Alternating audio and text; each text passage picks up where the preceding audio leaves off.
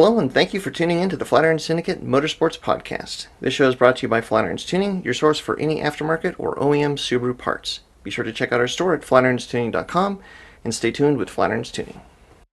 Well, welcome back, everybody, to the Flatirons Syndicate Motorsports Podcast. This is episode number 69. Hell yeah! Yes, almost to 70. Finally. Yesterday, when you said 68, I was like, "Oh man, I better get on the next podcast so that Yes, I'm glad you made it for 69, and 70 is going to be fun too. I think. So, I think the next milestone is going to be 420. Yeah, we got like 300 episodes to go. That seems like a lot. It seems like a whole lot. I mean, at this rate, we'll be there next week.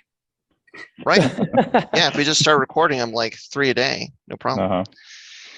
All right. Well, so as we're back here to chat, there's been a few things that have happened. I kind of alluded to it in the last podcast where Scotty had, I think it was the last one, where Scotty had not a great outing at High Plains, and Tasso was actually in the shop, and the plan was to do actually a lot of content with Tasso, but basically Tasso's car had other ideas, and apparently we did not run the plan by Tasso's race car, which we should have done. So that's probably the best place to start of any of them. Which one do you guys want to dive into first? Go Tasso. Oh man, yeah, I'm sure everybody wants to hear me just spout out about my bitch fest that I've got teed up here. Well, yes, the inquiring minds want to know. So let's let the people in on what happened. Yeah, I mean, fundamentally, nothing really all that bad happened. Man, I just came into it fussy, and then it seems like with my predisposition for the fussiness that every little thing, nothing went perfect, and every little thing was like, oh look, it's another little thing, which is part of working on cars a little bit, but it seemed like not a single thing went perfectly. Actually, that's not true. The rear diff went in super smooth. Like it took 45 seconds, and the rear diff was in, and that was it. So, that was the first thing we did. Let's explain. So the car rolls in, and you have no drivetrain and no engine, and no tie rods. The car didn't just roll in. It fought us in. Well, it fought us out of the trailer the whole damn time, and then it fought us into the garage the whole damn time. But then, once it was rolled in. So the tires were going like all different directions and stuff. Yeah. What's that meme with Buscemi where his eyes are all going? Yep. Right. Well, and so the idea was to get your car up on the lift because you had so much drivetrain and stuff to install that it'd be way easier to be able to do it on a lift, be able to get underneath the car, and that was the thing. Now, Tasso, how long had your car been sitting in that state? Because that's a part of it. Just drivetrain lifts and stuff. With no drivetrain. Since Temple Canyon last year, when on our first race run, we exploded a drive shaft that took some transmission with it. So it's been more or less on stands for months now. And the tough thing is that every time when the car's on stands, I have a hard time resisting the urge just to take more stuff off of it and keep working on little things, But I wasn't checking off any projects on the way, so I just kept creating more and more stuff that was off the car, and it kind of snowballed. And that's probably one of the big, other than my lack of sleep coming into the couple days down there, just a stack of projects I had just snowballed up was probably the other kind of the big factor here. And so, I mean, it's worth saying again that nothing really all that bad happened. Just mentally exhausting week. The car came in, no steering rack, no tie rods, the dash is still out of it, no rear diff, no transmission, no motor. So it was essentially a rolling shell with a cage in it still, and maybe the seats are still in it, whatever. But so it was pretty raw. And thank you to you guys for helping me get it loaded up on the lift, right? I know you guys all have real jobs, but you still took your time away from those things to, help me wrangle those tires, which were trying to Buscemi their way in there. Yeah. It was harder because it was just Abby and I loading it up. the night before in the trailer by ourselves. It was, I still don't know how you got the car in the trailer that way. That's crazy to me. The Crosstrek did some work. Okay. It was just dragging a crab walking WRX shell around the yard. Nice. I still have skid marks coming out of the garage because I was like, just pull I forget if we still have our explicit badge or not, but fuck it, just pull on it, it'll come out. Just go. Yeah. And the little Crosstrek CVT was like, all right, man. Oh boy. Oh my gosh, Dussex, you have found the emojis apparently. Yes. Yeah, it's pretty good. Yeah. I like seeing what your expression is via emoji as I talk. So anyways, just once this ridiculous shit show of a circus got into your bay there, like I said, the rear diff went in 30 seconds, 45 seconds, like so fast that Viet was like, what, are you done? Like, yeah, man, the diff is easy. So and actually we got good stuff done. There was a lot of stuff that was not just replacing the parts that were in there before, but a lot of stuff that was kind of new, like the turning concepts transmount, which was pretty cool. But again, that fought us on the way in too. We had to kind of clearance the holes a little bit to get it to line up to my chassis, which is not the end of the world, but it was just kind of one of these other little details that added on to so many other little details. Right. Yeah. So yeah, it I don't know. It was just exhausting. For like context too, like this isn't my day job. I have a day job where before I work extra shifts, I still average 56 hours a week. So, and lately there's been a lot of overtime opportunities. So I've been working 70 something hour weeks and then had a couple of days off to come do that. So, and I'm trying to train for some mountain bike racing too. And so like, you have a few things on your plate. Yeah. So I was already kind of tired, and then coming in and doing that was just every little piece. I mean, you can ask like Viet and Nigel. We're trying to film like some B-roll footage and stuff like that. I kept I would just lie down on the floor and just say that I was going to go to sleep and wake me up when the car was done or something. But where I think it's a valuable conversation to have is, I mean, this kind of state of a car, I mean, that's the reality for so many of us that are working on the cars in the garage. It's not a fast process. Right. It's not something where like you break a thing, you take it out of the car, you immediately get a new thing and you put it back in. I mean, I can't tell you how many people out there have had a car that's been down for 2 months, 6 months, a year. And the thing that you forget when that time goes by, Ryan, right? but the thing that you forget is that as that time goes by, well, where is this, that, and the other thing? Like what happened to this? Where are all these bolts? Right. And that was like one of those things that I saw a bit of, but it sounds like was confounding in that like this kept getting lost or missing, and it's like where are these bolts to put this thing on? And then that's just slows you down. It makes something that's like it should be so easy, and it's like that should have taken 30 seconds. It took 30 minutes. Yeah. I want to go ahead and address these rumors that I'm a disorganized bolt organizer. I'm a very organized bolt organizer. You had everything labeled in bags. Yes. They weren't labeled, but it's well, close enough. Yeah. So you know what was bags. What? That rumor existed? Well, I mean, oh man, Nigel and Viet were laying into me about it. They kept filming me looking in my bags for bolts. But, yeah. Did you have all those baggies left over from when you were that street pharmacist for a little while? Nah, yeah, I have much bigger baggies than those. Yes. So and much larger bolts than would fit in a small baggie, to be fair. Yeah. None of this red balls. But well, and it's the icing on the cake, to be fair, was Saturday. So I came in and met you on Saturday. The engine had finally gone in the car, and you were like, all right, I just want to get a few things done. I was on sort of limited time. You were on sort of limited time.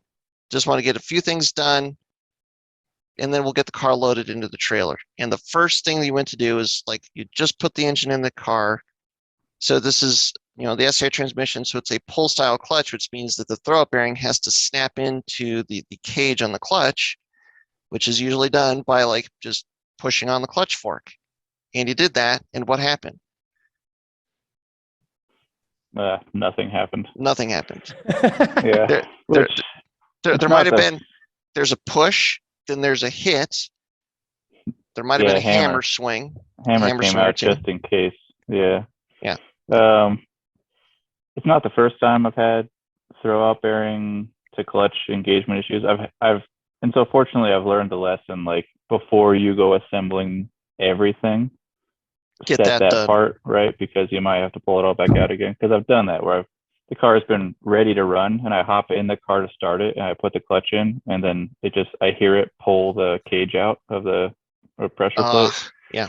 And so at least I've learned that lesson the hard way where like, no, put a couple bolts in it and then set the throw-out bearing to make sure. But sure enough, it didn't go. And I don't know. So I don't have to come back out. But at that point, we were 3 days into not a single thing going well. Right. And so it's fuck it. And when is your first event? Oh, it's not till the first actual event is not till mid-May, early mid-May. All right, so you got some time. I got some time. It's fine, but you have a lot going on between then.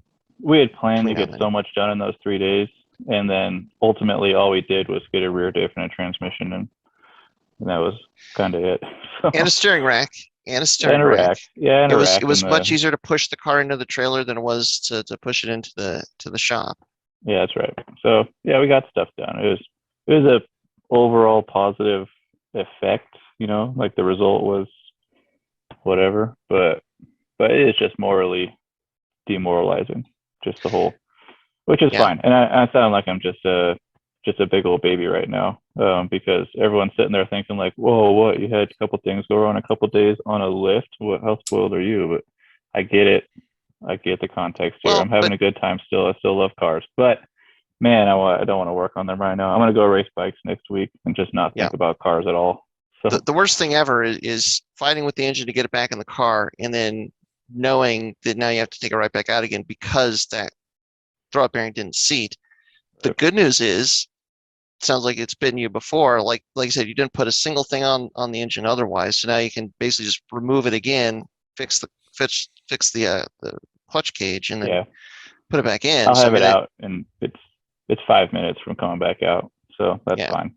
The car's already up on stands in my garage again, so So really, it's all other than normal, thankful and fortunate for the stuff I do have, and even the opportunity to come down there. So, but again, negativity aside, it's just that is kind of like a normal weekend of working on cars for so many people, and it's those kind of little frustrations that are what kind of take a little bit of the excitement out of it for sure.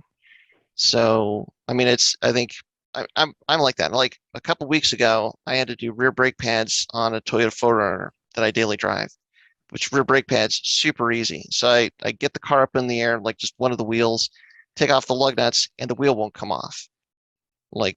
So I try and get the wheel off, it won't come off. Get out the hammer. I'm beating on this thing all over the place, and I can't. It wouldn't come off. And it's like I realized after about an hour and a half that like I need somebody with a bigger hammer than I have needs to get this on. And what's funny is I took it to Bryant over at Boosted Scoops, and he was able to get them off. And he said, actually, that was the easy one. The real hard one to get off was the other side that I didn't even touch. But it's just like it was so frustrating, and it just kind of, it didn't ruin my day, but it was going down in that direction of like, this should be so simple. Why is this not simple and easy? And it's frustrating. And so much of the time, like people talk about how do you keep, racing cars affordable, and it's just you just have to work harder at the other stuff, right? And so it's, like I don't know really where I'm going with this thought, other than like this is the grind that like. Well, and I think the helpful part is to remind yourself, like it's always a good reminder that like don't think things are going to be simple.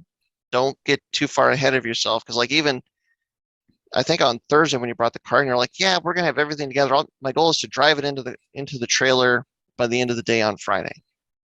Cool. And like, yeah, just it's like you get all that picture in your head of everything going perfectly and smoothly, and then like the more pitfalls that you hit, then the more the frustration can build. So. And I would have made it had it not been for those meddling kids. That's right. That's right. So. All right, Farmer Tasso. Yep. What?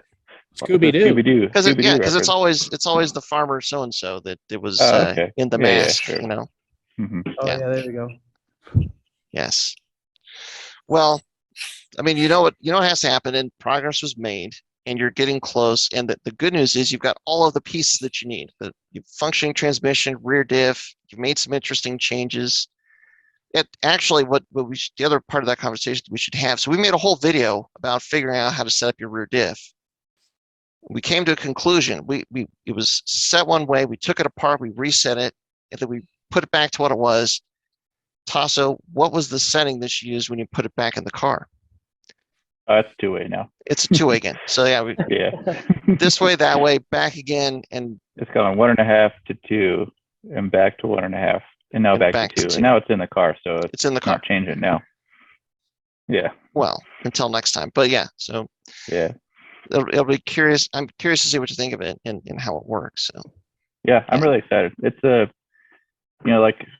it's just a matter of time at this point. Now, if I had, a week, the shit could be back together and running and stuff like that. I just don't have. Right. When we got it unloaded after leaving your place on Saturday, I went straight into work for like 75-hour shift. So yeah, now I'm going bike racing. But once that's all done and I have a minute, then we'll get it together. We'll get it good. It'll be great. It's gonna be a great season. So yeah, I'm excited to drive the car this year. It should be really fun for a handful of drivetrain reasons, suspension reasons maybe coming up. The Hall Tech stuff that's going into the car is pretty cool. So the reason there's a lot of work is because there's a lot of cool stuff coming. So yeah, I'm excited for that. And so the plan is at some point we'll get you back here so we can actually shoot the content that we wanted to basically go through all these changes, like all the cool stuff that has been done to the car. Yep. So that will be coming at some point. So stay tuned for that. Yep. All right. Well, so Scotty, what happened to your car? Let's taco about it. Ooh. So just a shakedown, brand new motor. Went out to the track on brake and oil. Well, now first, before you even get to that point, you went to High Plains, but that was not the original plan. This was my story. I was talking. But you're skipping a key part. Yeah, I was supposed to go to Utah. I didn't because it was a brand new motor and I hadn't shaken the car down. So I went to High Plains. Yep. Went out for the first session. Did half lap. Realized I don't know if I torqued my wheels down. So I did basically a lap. Came in, checked my wheels. They were torqued down. Went back out. Wasn't making boost. Came in, changed the oil from brake-in oil to regular oil. Futzed around with the boost control solenoid hoses, went back out, made even less boost. Came back in, pulled the intercooler again, got everything put back together, went out for the third session, got like 3 laps in, everything felt good, and then I got towed off track for the first time in the 11 years I've been tracking a car. I've never been towed off track until this last weekend. And not really sure. I think I have an idea. We had talked about whether or not the stock fuel tank, but I basically deleted all the charcoal canisters. And I've been having a fuel cut issue for the last couple of years. So we talked about putting basically a one-way check valve on the fuel tank to make sure that it was breathing correctly. And I think that was the issue. When I went to put gas in the car the first time, I popped the gas cap and it sounded like opening up a soda bottle. So it was pressurized. So I'm like, well, maybe it's on the wrong port. So I switched the hose and the plug from the 2 ports and went out. So I did 5 laps, and then all of a sudden the car just started sputtering super hard. At idle, AFRs were at like 11-1. And basically I pulled over and got towed off track. I mean, John, me and you, AFRs. Yeah. Okay. Which is just fucking weird. But me and John looked at that check valve, the hose I made for breathing, and it takes way more pressure to open that check valve than we figured it should. Under pressure, not under vacuum.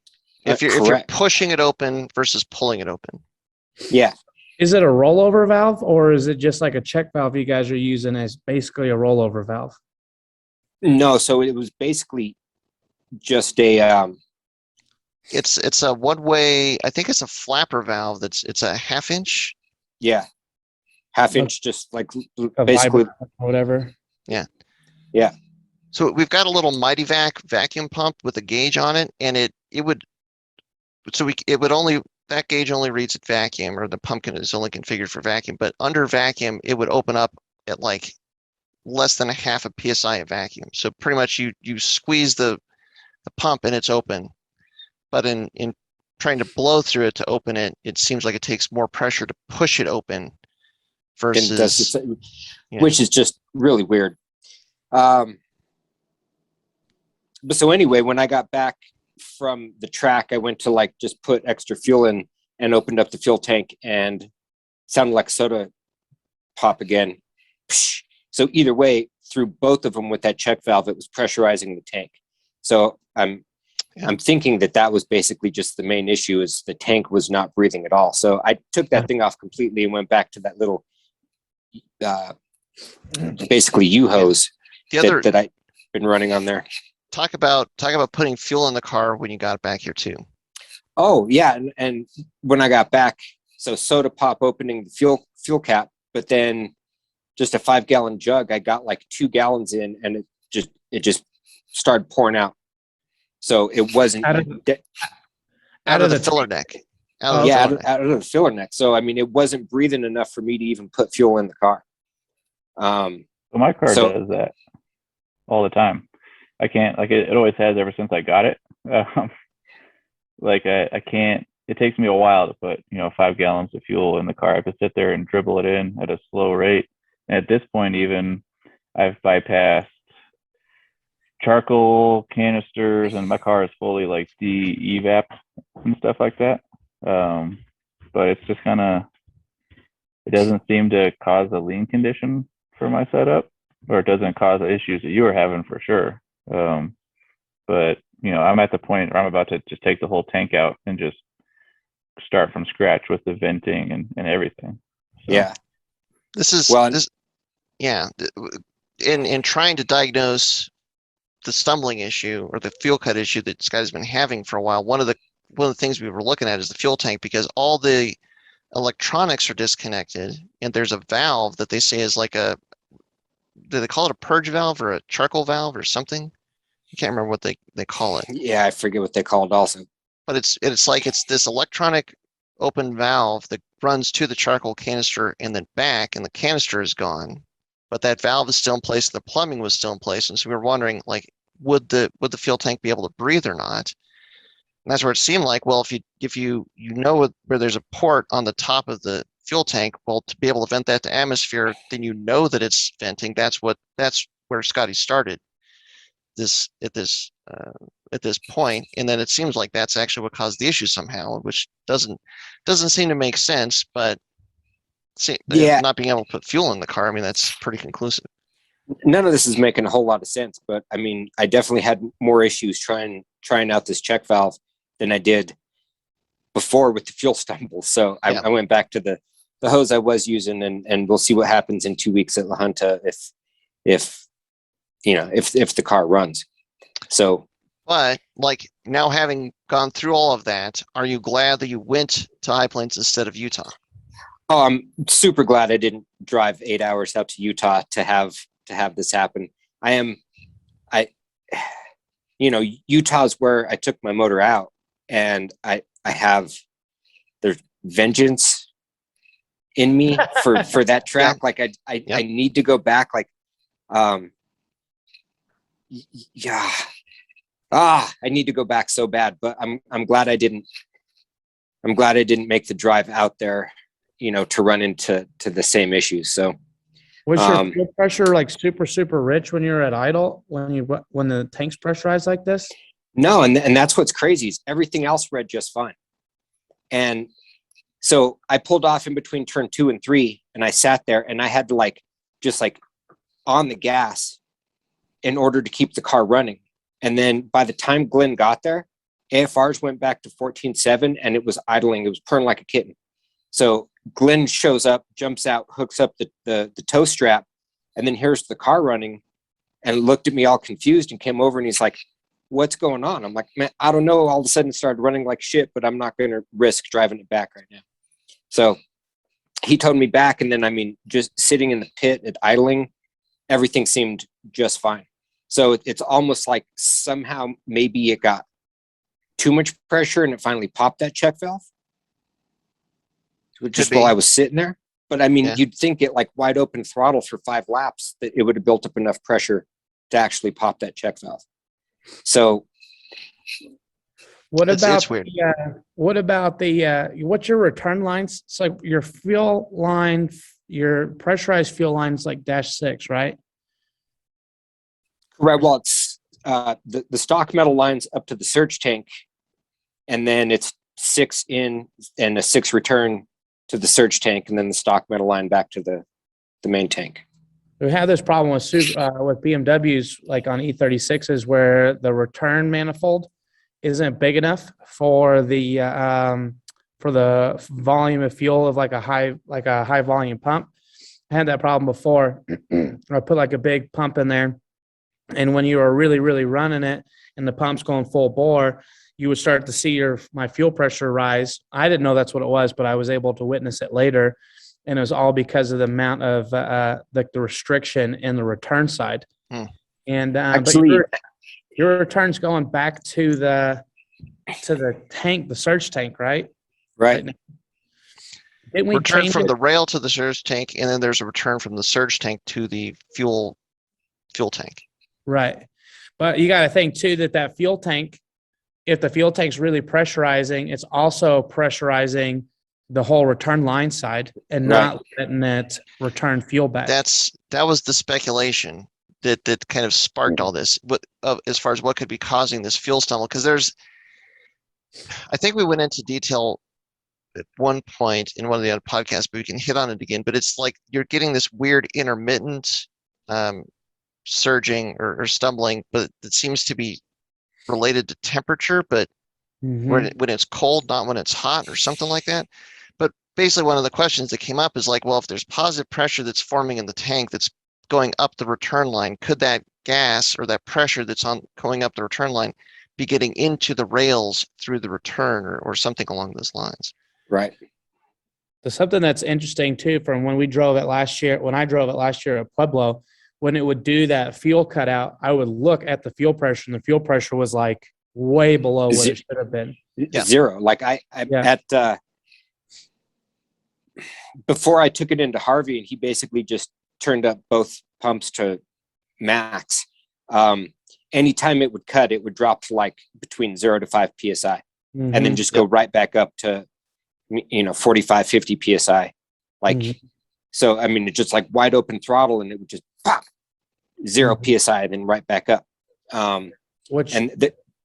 It was weird. That seems less to me not pressure related at the tank return side, unless, I don't know. Well, it's kind of like the potential scenario is boiling fluid into brake lines, where all of a sudden you've got pressure in the brake pedal, and then you get air into this hydraulic system, and then all of a sudden the pressure goes away. So that's and the other part of that is we were looking at the fuel cell in the Pikespeed car, and all fuel cells have a vent, and that's where we then looked at Scotty's fuel tank, because he's taken some of the stuff off, but some of the stuff is still in place. and we couldn't see like, okay, is there a way that your fuel tank can vent pressure or not? Because a lot of the pieces of the stock configuration that do that are not there anymore. Yeah. And there's that solenoid that's still in place that doesn't have power. So is it by default open or closed? Right.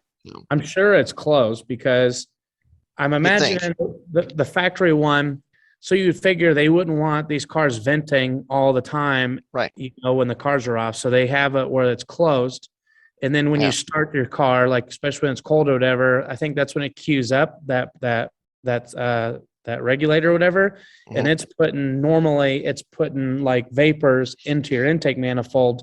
And that's how it goes away. That's how it vents the tank. In a closed system. Yeah. On the GDs, it happens when you're off throttle at a certain RPM range. It opens the purge control solenoid. Yeah, it uses the manifold vacuum to draw out the pressure from the tank. Yeah. Exactly. Right. And that's what's super weird is like you look at all this stuff, and especially where there's these two ports on the top of the fuel tank that Scotty had looped into one another, which would keep it sealed. And so that's where we were looking at like, okay, I can't see, it doesn't make sense to me how your fuel tank is venting pressure if it is now. Right. And it's hard. So one of those ports came out of the fuel tank, went through the entire charcoal canisters, and then back into this other port, which then went like part of the evap that came back up to the motor. And it's all tucked underneath basically the tank and the subframe. So it's really hard to see what the wiring is. I've looked at the parts diagram over and over, trying to figure out exactly what's going on. But me and John had a great idea, and we're thinking about smoke testing the fuel tank. Yeah. Because what doesn't make sense is you took one of these lines that comes off, and you have an atmospheric path with just a check valve that in theory requires minimal pressure. That should be better than having it looped into itself, you'd think. But now that's where you have the pressure, and you weren't able to put fuel in the tank because the pressure was building up. So it's like, then you remove that, you put the loop back in place, and now all of a sudden, now you can put fuel in the tank. Right. So it's like somehow that loop maybe is actually what is allowing the tank to vent versus not having the loop present. So on my super Thai car, right, and the vent line, it had like that kind of like that rubber flapper valve, like Vibrant or whoever makes. And when I ran it in reverse, when I ran it in like the direction that would make sense to me to run it in, I was having all kinds of dumb issues. Like, I don't know why it was a problem, but when I ran it in reverse, which you would think wouldn't work, it seemed to work fine. And so hold on. So you're talking, so like, this is what we had. The check valve was so that pressure could get out. Right. Is that what you meant? Like you had the check valve so the pressure could get out of the way that made sense. Yeah. Right. And then when I rotated it and made it run backwards, that's actually when it worked. So like the thing that was strange was like, because of the way I justified that maybe it worked, is that it's acting as a rollover valve. So it's kind of holding itself open, because this is just like basically like a really light spring. Like we might even taken the spring out of it. I can't remember, but it was a real light spring. So it would hold itself open. And then as fuel or any like solid, like a particulate come up to it, it would close it. But it would be enough for the air to come through it and go through the vent. But before I had it where it was like this, and like, oh, that should be enough, right? Because but something about it would just, I don't know what it was. It would just hold itself closed. As if the fuel tank was pulling a vacuum to close the door. Right. And maybe it does pull a vacuum when you have that return fuel coming back, it does create a vacuum inside the tank through like Bernoulli's. You're creating. Because you're lowering the level. Exactly. Of liquid you have fuel going, and you have fuel coming back, and it's all a solid there. So it can create a vacuum on it, which it could close it. So I think what I did on mine was basically turn it backwards. I might have taken the spring out. I can't remember. But basically when I turned it on its end, it would close. But when it was on its side in like reverse orientation, it would just hang open. So I was assuming, okay, I mean, because you look at real rollover valves like in NASCARs and stuff, it's literally like a ball that rolls through there. Yeah, you know what I'm saying? So when the car's upside down, the ball literally clogs the port. It's not like a check valve. These rollover valves are made different.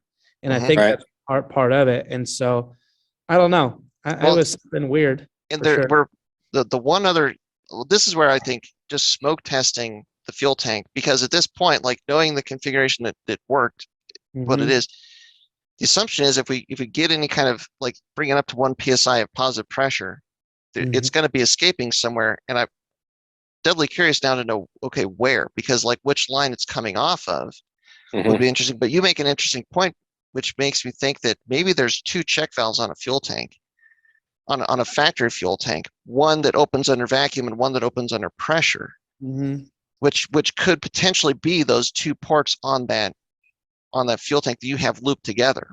And maybe looping them together makes it work. So I'm not sure that your generation's the same way, but the GDs do have a rollover valve in that thing separately, and then also the evap system as well, right? And then other stuff, right? The vented gas cap should allow air in to replace fuel as it's being used, but should close if any vapor tries to escape for emissions reasons. And then even when you stick a fuel nozzle in the car, it should open up a vent valve, and that's what the little secondary thing that comes back up to the door. Hole. Yeah. And so that's normally closed, but when you stick a thing in the valve or in the flapper, it should open that to allow you to fill, because there's a bunch of different circuits going on, at least on the GDs, and I'm assuming that your system is largely the same if you have charcoal canisters and stuff. So or more complicated, right? Yeah, right, because emissions controls, not like they got more slack between our generations. It probably only got worse. But. You guys got a charcoal canister, and my car got 2 charcoal canisters that were, it came through one, back to the other, back to one, then back up to the evap solenoid up in the motor. So it was a complicated setup. Either way, I just need to get through this year, and I'm going to put an actual fuel cell in this thing and be done with the stock fuel tank. So it's frustrating. I got 10 events I need to get through this year, and as frustrating as it is, like you said, the good news is you didn't have to drive 8 hours to get frustrated and then drive 8 hours back after being frustrated, which highlights the value of testing. For sure. It's like this is we've talked about it a bit, and we all have fallen into this place of like, well, the race car ran, it sat in place, it worked fine, it sat over here for 2 months, so logically, if I now take it off of this place or out of this place and I take it back to the track, it should be fine again. And it's just not, usually does not work that way. Time is not a race car's friend. I don't know if all of us do that. I seem to like run mine until I absolutely blow it up and catch it on fire, and then readdress. All right, now what was doing it last time again? Oh yeah, there's a window. Whatever works for you, right? Yeah. That's usually on fire is a good point to stop and then reevaluate, and then take things out that are broken and put them back in. But then that's Tasso's problem, where how long are things out of the car, and then how easy is it going to be to put them back in the car? It's a big question. Super easy, no problem. No problem. 10 out of 10 would recommend. 10 out of 10. Yes. So real quick, Ryan.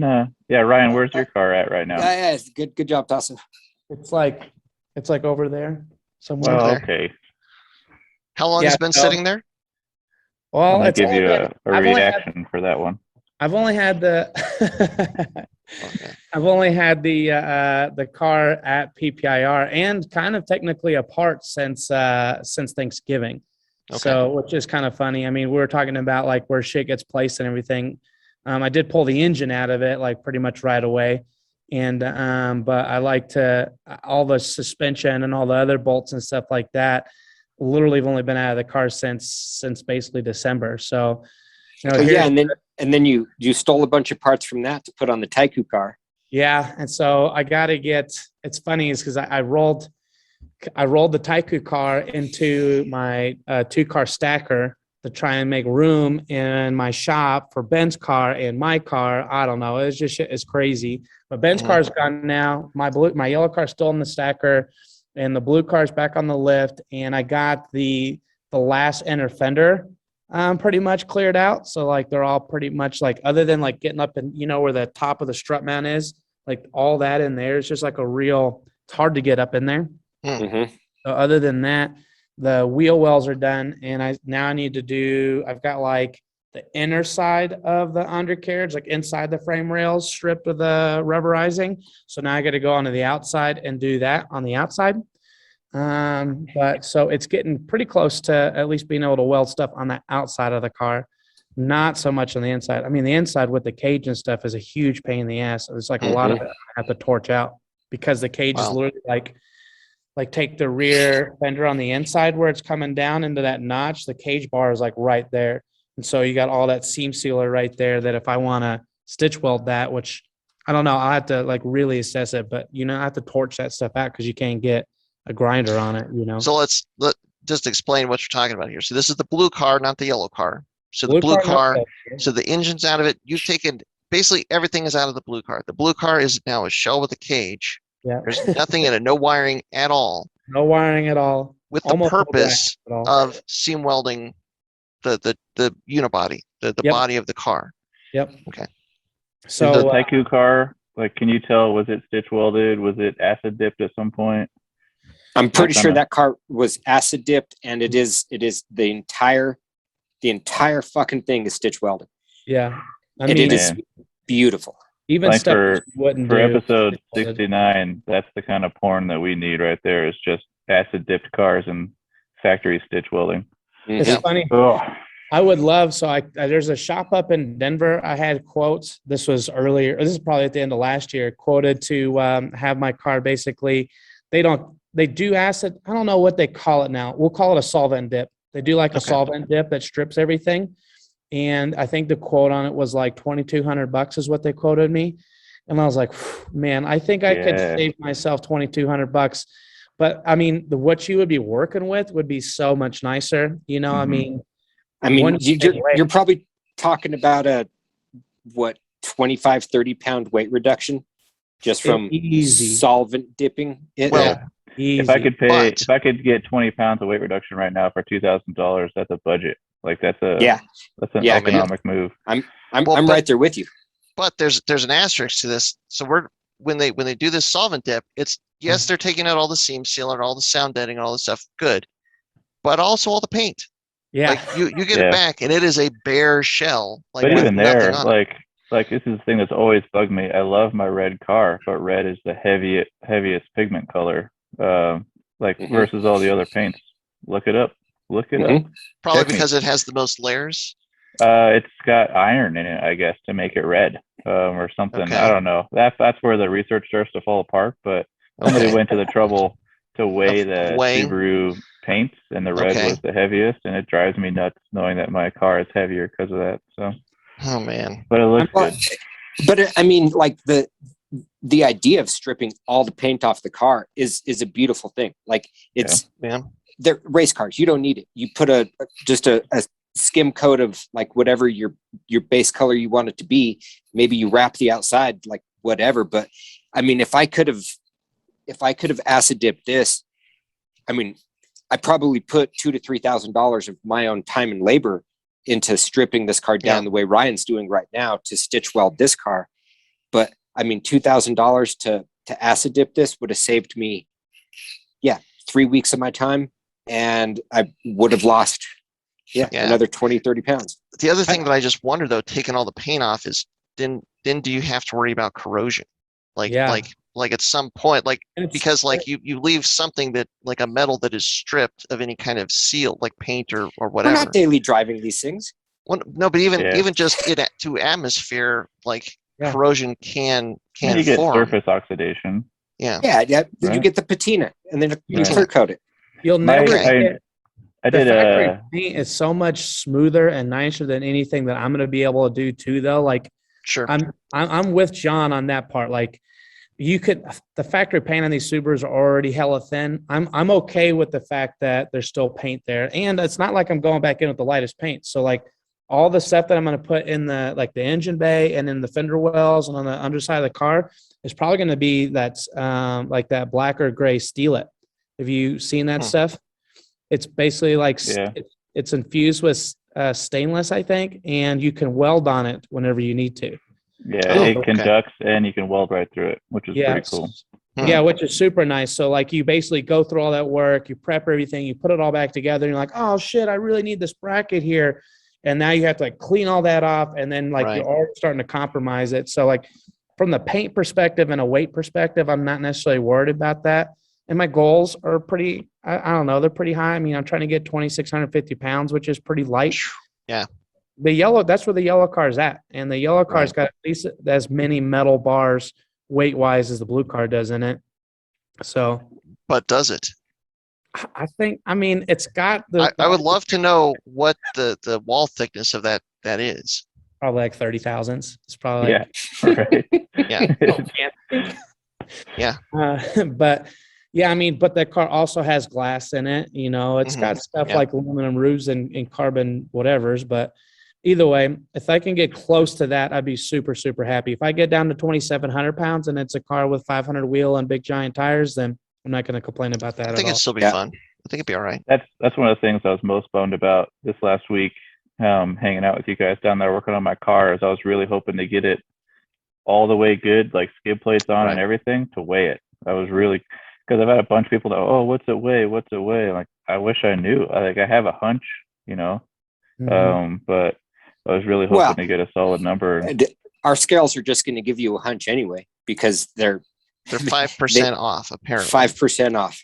Maybe this is the year. 2022 is the year of scale accuracy. I mean, even maybe we send them out to get them calibrated again. Even like the actual standard gram, like the actual basis for whatever the standard over in England or wherever it is, even that's lighter than it used to be because it's slowly oxidizing away. Right. So whatever, but. Well, what's weird is we had an issue with our scales. We sent them back. They calibrated it when they fixed them because there was like 2 of the sensors that weren't working, and they were supposed to have calibrated it when they sent it back. But ever since we got it back, it was like odd. And now we've done enough testing that I can say with moderate certainty that it's 5% off. It's 5% light. So, but yeah, maybe we send it back. But just like a dyno guy, I'll take a friendly dyno or a friendly set of scales any day because it's all for an internet flex. So truth doesn't matter. I just need that slip. And you could come down here. You could come down here and weigh it at any point. So get it back together and come down. It'll take us 15 minutes to weigh the car.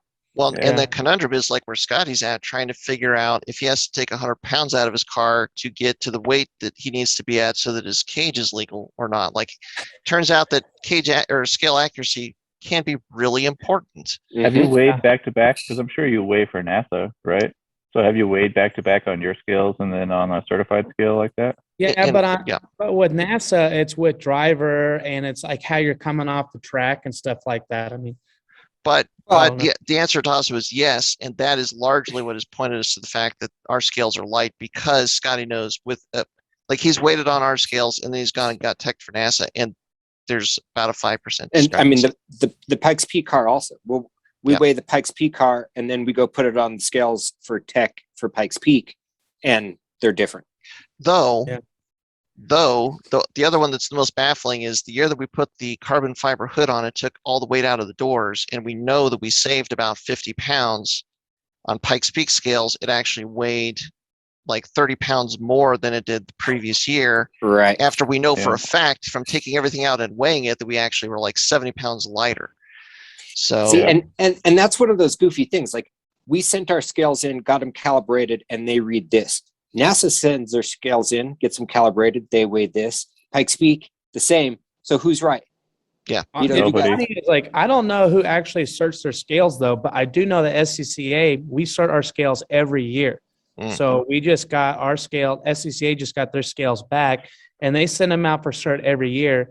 I don't know if I've ever heard like, I'm in that same chain, you know, of people with NASA, and I don't think I ever hear about that happen. I'm not saying it doesn't. They claim that they do. Sure. They claim that they get those things recertified every year because, I mean, if you think about like all the race classes, I mean, they get impounded damn near at the end of every single race, and they have to roll through scales to make sure that they're legal. So you'd think if they weren't calibrating them every year, that shit could be way off. There could be things going on. You know, they have Trey just weighed his VA. So his VA he's got OMP seats. He's got rid of both of his stock seats, He's got no rear interior, no trunk interior, basically stuff that you take out to put like a 4-point in. And he weighed that VA, and it's 3,181 pounds. That's So beefy. Wow. Well, I mean, those heated seats, like my heated seats in the GR, so the previous generation, were still heavy as shit. I mean, those things were a beast to move. Like 60, 80 pounds a piece. Yeah. They're real heavy. He was saying that he was really disappointed that he was only basically, according to like the internet weight spec for his car, only pulled out 270 pounds. Or I should really say 269, since we're on the 69 podcast, Sure. Yeah. But yeah, which is, it's crazy. I don't know. I think if you look at it like that, and then you look at the fact that your car's got like a way overbuilt cage, and your car, I mean, it's got to be what, 300-400 pounds lighter than stock right now. Well, this thing without me in it is like 2,900. And that's what just doesn't make any sense unless there's more weight savings that they put into the VA, because you've taken like everything is gone in your car. The only low-hanging weight savings in your car left is the hood, which is probably 30-35 pounds. But like 46 pounds is what this hood weighs. Well, 46 pounds for the hood, but if you take that off and put something in that weighs 15, it'd be about 35 pounds difference. Or the Marsh, which weighs 9. So 9. Yeah. Yeah, super weird. Yeah, I don't know. That it seems odd that Trey would honestly be that light with just having done that. But he's disappointed. Yeah. Sure. I told him, I was like, oh, that's cool. My car weighed 3,150 pounds with front interior and a full cage and aero. But GDs are the best. So GDs are the best. My wagon, I think the standard weight for the wagon is like 3,170 with like the wagon's a little heavier in the rear and then a little heavier overall because of That's why like when I was doing the dirtbag rallycross thing, I always wanted wagon springs because they have the same weight. I think they have the same weight front spring, but a heavier rear spring than the sedan ones. It's a fun piece of trivia. The wagon's roof line is actually taller. So that's another reason that the wagons are a little bit heavier. One, they have the rear wagon windows, but also the roof line, I want to say it's like a half an inch taller. So like if you put a sedan window in a wagon, it won't go all the way up because the wagons are just a little bit taller. But if you like headroom, which I am kind of a fan of, there's a benefit there. Or if you wish you had a Saab, but didn't want to pay Saab dollar for it. Ooh, Saab dollar. Interesting. I don't know which one's fancier. There's an attempt at talking trash. The 92X has had leather interior, I think, right? Yep. There you go. Yeah. And a slightly quicker steering rack, but their hoods. And they make jets. They do make jets. Yeah, but what you really want is an actual Saab versus a Subaru that was reconfigured. And a Subaru. Yeah. Yeah. Do you guys remember the Saab commercials where like their whole marketing scheme was that they also made jets? Yep. Yeah. But they don't anymore, right? No. I don't know. No, they make cars? No. They I know they went bankrupt, but I don't know if Saab exists anymore. I know you can't get parts from them. There's no Saab dealers. So I think Saab is now dissolved, at least from a transportation standpoint, which is sad. This might shock you, but I actually had a Saab 900 SE for a long time, and I loved that car. That the last generation that was the 900, not the fully Saab one, but it was still very cool. Nobody likes a Saab owner or nobody likes a Saab like a Saab owner, Yes. So everything about that car was awesome. I loved it all, except for when things didn't work, which was a lot. My buddy had a Saab 900, he had like an 84 and a 91, and man, like where the drive belts were and how like the oil was shared with the transmit, like all that goofy. It's I was like, crazy. They're all just weird. Yeah, they're super weird. Yeah. All right. All right. Yeah, we don't need to go down the Saab rabbit hole. That's it. Yeah. But I mean, I still like, I think the overarching themes of this episode are good ones, in the reminder that testing is always important and always good. Always test if you can, and things never go to plan. It's never as easy as you think it's going to be. And so if you start off thinking that it's not going to be easy instead of that it is, maybe it will be less disruptive mentally than the other way around. You got shoot for the stars. That way, when your rocket blows up on the launch pad, you still die. So. Yes. Wow. Yes. I dig it. That's optimistic. That's optimistic. Well, and I was actually going to end on the note of, is rust weight savings? Yes. Yeah. I don't know. 100%. I mean, doesn't the oxidation have its own weight though? Like if you let it rust and then you like clean all the oxidation off, then maybe. But well, and if you let it go far enough to the point where the panels deteriorate. Yeah. Then that's yes. I mean, is rust long-term weight savings? Is a rusted panel a factory panel? That's another question. Oh. So like my rules say I have to run a factory like firewall, floor pan, roof, and A and B pillar, essentially, something like that. But if they're rusted out, that would be good point. Good point. It is a factory part. Yeah. What if there's only 50% of it left? What then? Like 51% still counts. 49%. It's now air. I don't know. Just go with democracy rules. Because if you don't believe in that rule, then are you even American? I don't think so. I'm pretty sure not. Yeah. So 51% of a factory panel is still a factory panel. I think we've just by process of elimination. What if you just say it rusted out, but you had like this nice clean line where you cut it? What if you cut 46% off and then like added salt to speed up the rusting of the remaining like 4%? Holy water, where like holy water is the entire container as long as the majority of the container was at some point, kind of thing. So, have you ever heard this rule? Like, no, you haven't heard this. You should look up. You should look up the rules about holy water and whether or not you can dilute it and stuff like that. No, you shouldn't. Well, don't. So, well, don't do okay, because it's ridiculous. And so then you can do the same thing with your car, where as long as 51% of it was factory, then it can run in stock class. Okay. So makes sense. Yep. Yeah. The point is, all rules are dumb. That's my point. Yeah. Yep. Okay. All right. Fair enough. That's what I'm going to end on. Can you do emojis on the cell phone version? Yeah, I mean, I have to. I got to find them. I mean, he just doesn't have emotions. Oh, there you go. I can do things. Celebrate. It just takes a while to actually get to them.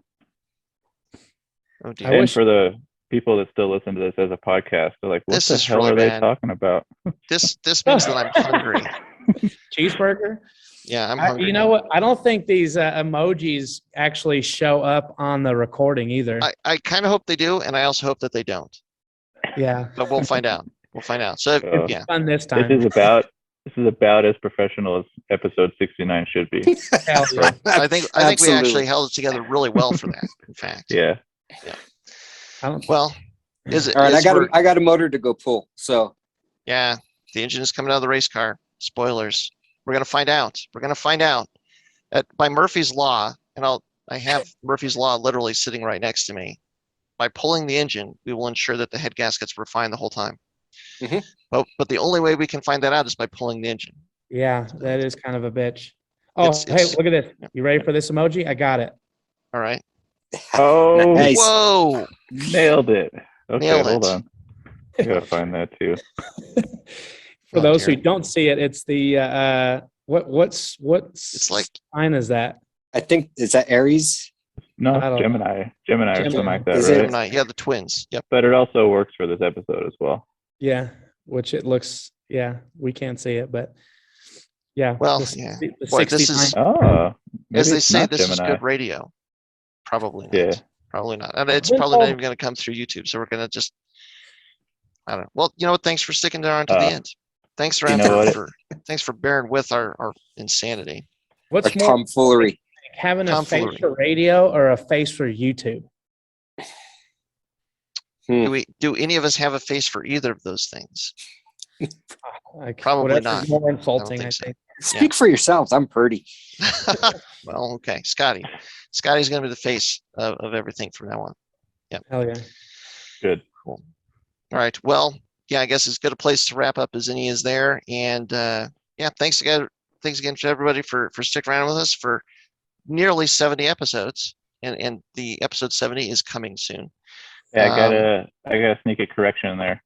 It's a sign for Cancer, not Gemini.